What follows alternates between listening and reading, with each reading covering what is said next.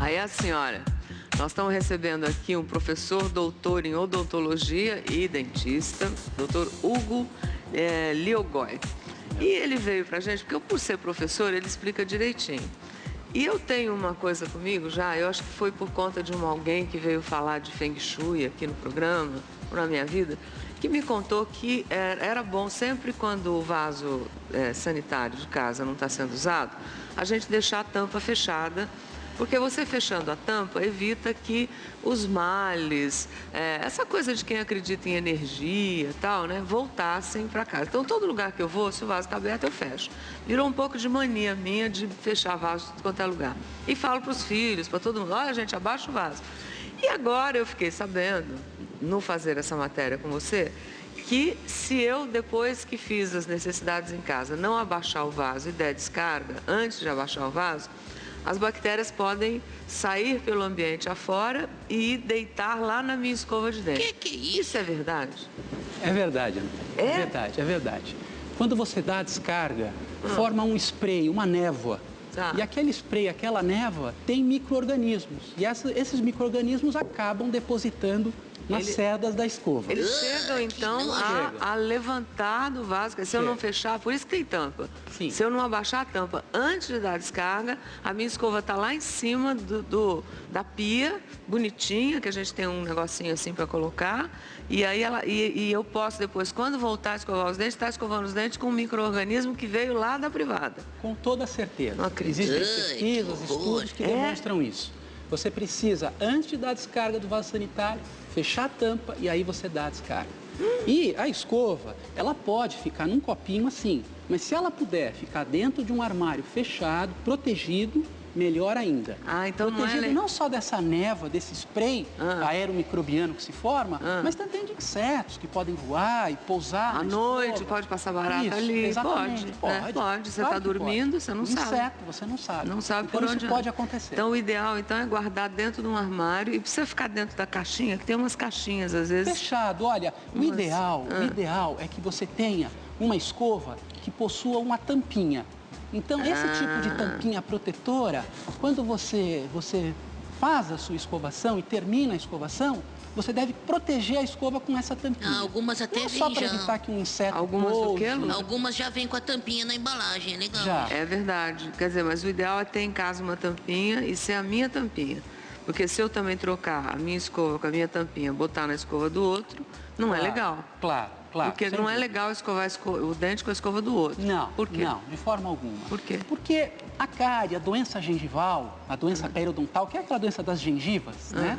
Esses micro-organismos, eles são transmitidos de uma pessoa para outra. Quando beija também. A cárie é uma doença infecciosa, sem dúvida. Quando então beija também. Peraí, se o cara tem cárie e eu beijar o cara, eu vou pegar a cárie? Você pode pegar. Por quê? Você pode pegar. Porque os micro-organismos que provocam essa cárie, eles não são exatamente os mesmos de pessoa para pessoa e principalmente em quantidade. Pode existir uma variação dessa quantidade. Agora, é claro que não precisa nenhuma neurose, né? Mas eu posso me proteger disso. O principal é a transmissão para as crianças pequenas, que elas ainda não possuem uma defesa, elas ainda não formaram aquela flora, aqueles micro-organismos protetores. Então, um adulto coloca a escova em contato, pode passar para uma criança pequena, pode transmitir essa doença infecciosa. Então, se lá em casa tá o pai, a mãe e 2 filhos, isso, né? E cada um tem uma cor, como você colocou aqui. E aí, se uma encosta na outra, e às vezes encosta, se a mãe tem cárie, o pai tem cárie, a criança que não tem proteção, encostando aqui, quando ela for escovar os dentes, ela pode vir a ter cárie por conta disso. Pode, Ana Maria. Pode evitar, não só cárie, como outras doenças infecciosas. Entendi. Existem muitas doenças, desde uma simples gripe até uma doença mais, uma hepatite. Passa pela escova. Pode, às vezes a pessoa tem uma doença gengival. Quando escova, tem um sangramento. Agora, qual é a melhor escova? Olha, as escovas, a escova ruim, a pior escova que pode existir são as escovas duras. Elas não podem, as cerdas precisam ser cerdas extremamente macias. Mas eu achava que não. Muito macias. Eu também. Não, eu achava que quanto mais, assim, a média, né, aquela mais dura, de repente limpasse mais do que a macia, não é o caso? Então, são os mitos e verdades. As pessoas, elas têm essa ideia de que uma escova mais dura limpa melhor. Não é? Hoje não. O que você precisa ter é uma escova extra macia, ultra macia, a mais macia que você encontrar. Só que para ela ter a mesma eficiência do que essa escova dura, ela precisa ter muitas cerdas. Então, existem escovas com um número muito grande de cerdas, mais de 5.000 cerdas. Vocês sabiam que a melhor escova, você tem que saber se tem mais de 5.000 cerdas. Caramba. A escova ruim é a que não tem 5.000 cerdas. Como é que eu vou contar se eu vou saber se a escova tem 5.000 cerdas? Olha, normalmente isso não vem marcado na embalagem. Não vem? Não vem. E as escovas boas nacionais, elas chegam a ter 2.000, 3.000 cerdas. Existem escovas boas. São boas também. Não é? Mas se você puder, na matéria que o ideal ter mais cerdas, é melhor, porque ela vai ser mais eficiente. Como é que eu, olhando na escova, doutor, vou saber se essa tem 5.000? Olha, normalmente o ideal é você testá-la pela maciez. Você tem que testar, você tem que sentir a maciez dessa escova. Então, você vai comparar, por exemplo, você sente a diferença. Passa uma e passa outra na sua mão, você vai sentir a diferença. Por exemplo, essa é mais dura. É mais dura. E as elétricas? É mais mole. Então... Você, às vezes, compara também o tamanho da cabeça, não é? Uma cabeça muito grande.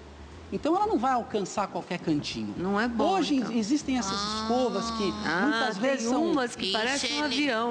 Que vai... cheia de coisa, múltiplas funções. Não é bom. Normalmente, não são boas. Elétricas? Normalmente, não são boas. E elétricas, que o Louro está perguntando? Olha, as escovas elétricas, existem dois tipos. As pessoas confundem um pouco. Existem as elétricas e as ultrassônicas. As ultrassônicas, elas têm uma vibração. As que têm mais de 20.000 vibrações por minuto são boas. Elas higienizam, elas limpam, sem machucar a gengiva. Porque o segredo de tudo, Ana Maria, é você não machucar a gengiva no longo prazo. Porque qualquer escova limpa. A questão é se daqui a 10 anos eu vou ter retração da gengiva ou não.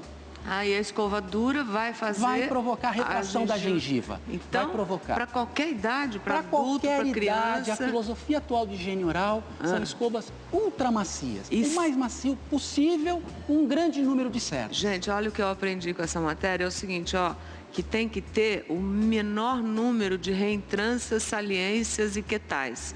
Porque senão junta a bactéria, por mais que você limpe, né, e depois que você escovou, lavou...